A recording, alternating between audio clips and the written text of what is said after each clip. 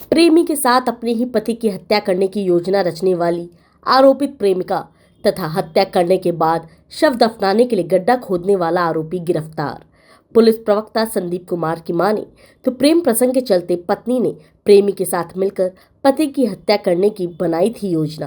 प्रेमी ने अपने साथियों के साथ मिलकर प्रेमिका के पति का अपहरण करके हत्या का वारदात अंजाम दिया था। यूट्यूब पर हत्या करने के तरीके देखकर प्रेमिका व अन्य साथियों के साथ मिलकर आरोपी रविंद्र ने रची थी हत्या की योजना तथा हत्या करके शव को गांव मोहम्मदपुर में दफनाने की वारदात को दिया था अंजाम। निरीक्षक बलराज प्रबंधक थाना के नेतृत्व में प्रभावी कार्रवाई के परिणाम स्वरूप विभिन्न योजनाओं के बाद आरोपी पुलिस के हत्थे चढ़ा। अब तक इस वारदात में मुख्य आरोपी यानी प्रेमी व प्रेमिका सहित कुल 5 आरोपियों को गिरफ्तार किया जा चुका है। एक महिला को गिरफ्तार किया गया है, क्या के मामले में क्या है? इसमें गुरुग्राम पुलिस को एक महिला के द्वारा अपने पति को गुम होने के बारे में एक शिकायत फाइल की गई थी। तो लेटर ऑन महिला के द्वारा 2-3 दिन बाद एक अन्य शिकायत पुलिस को दी गई और उसके द्वारा एक व्यक्ति को बाई नेम करवाते हुए एक एफआईआर रजिस्टर कराएगी कि उसके पति के किसी जानकार दोस्त के द्वारा उसके साथ एक रेप की घटना को अंजाम दिया गया है। तो पुलिस के द्वारा दोनों ही मामलों में एफआईआर रजिस्टर कर ली गई थी।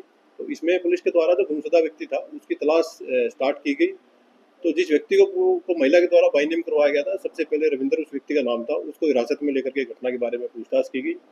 उसके द्वारा एक्सेप्ट किया गया कि उसने जो वो गुमशुदा व्यक्ति था उसकी अपने कुछ अन्य दोस्तों के साथ मिलकर के हत्या कर दी है और हत्या के बाद उसके सबको कहीं छिपा दिया है।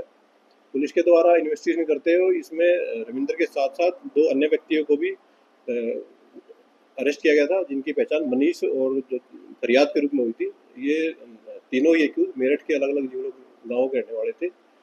पुलिस के द्वारा इन सब लोगों को अरेस्ट करके और एक डीप इंटरोगेशन की गई और पुलिस कस्टडी सभी एक्यूज की कोर्ट से हासिल की गई।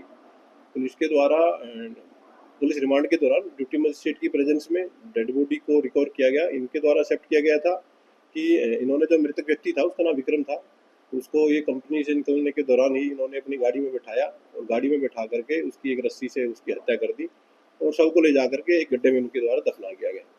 पुलिस के द्वारा गड्ढा खुदवा करके शव को रिकवर कर लिया गया था। उसका पोस्टमार्टम पुलिस के द्वारा करवाया जा रहा है।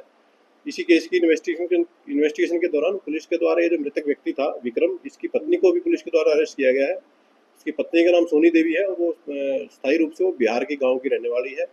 इस मामले में जिस व्यक्ति के द्वारा उस लाश को दफनाने के लिए गड्ढा खोदा गया था उसका नाम शंतरलाल है। करीब 60 वर्षीय ये व्यक्ति है। ये भी मेरठ उत्तर प्रदेश का ही रहने वाला है। तो इन सभी को पुलिस के द्वारा अरेस्ट कर लिया गया है। घटनाक्रम में ये खुलासा पुलिस के द्वारा किया गया है कि ये जो सोनी देवी थी, जिसके द्वारा की अपने पति की गुमशुदगी की और एक रेप की एफआईआर रजिस्टर कराई गई थी, इसके तथा जो मेन एक्यूज था रविंद्र, इन दोनों के बीच में कुछ इलिसिट रिलेशन थे और इन्हीं मोमेंट्स का इन्होंने एक वीडियो अपने फ़ोन में कैप्चर किया हुआ था। जो मृतक था उसकी 13 वर्षीय बेटी के द्वारा वो वीडियो देख लिया गया और उसके बारे में अपने पिता को बताया गया। इसी बात का इन दोनों को पता लग गया तो इन्होंने बेसिकली गूगल से और यूट्यूब से सर्च करके इस हत्या की वारदात को का तरीका था उन्होंने सर्च किया और इसको इम्प्लीमेंट करते हुए इन्होंने इस व्यक्ति की हत्या करके इसके सबको दफना दिया था। तो इस पूरे घटनाक्रम में जिन जिन लोगों की संलिप्तता थी उन सभी को पुलिस के द्वारा फिलहाल तक अरेस्ट कर लिया गया है। जो भी कोई अन्य व्यक्ति होगा उसके खिलाफ भी पुलिस कार्रवाई करेगी। जो शव था पुलिस के द्वारा उसको रिकवर करके उसका पोस्टमार्टम करवाया जा रहा है। तो बेसिकली घटना में मृतक व्यक्ति की पत्नी, उसका प्रेमी और उसके साथ जो अन्य जो 3 व्यक्ति शामिल थे उन सभी को पुलिस के द्वारा अरेस्ट कर लिया गया। महिला की क्या भूमिका रहती है? देखिए, महिला के द्वारा जो मेन आरोपी है रविंद्र, उसके साथ मिलकर के ही इस घटना की साजिश रची गई थी। अभी तक ऐसा खुलासा हुआ है।